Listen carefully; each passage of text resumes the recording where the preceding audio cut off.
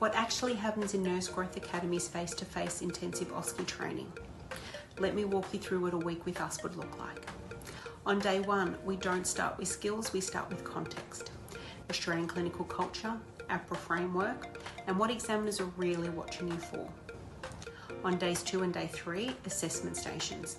Focused assessment, vital signs, risk assessment, pain, medication administration and IV fluids. Day 4 is blood transfusions, aseptic technique, communication using the ISBAR format and basic life support.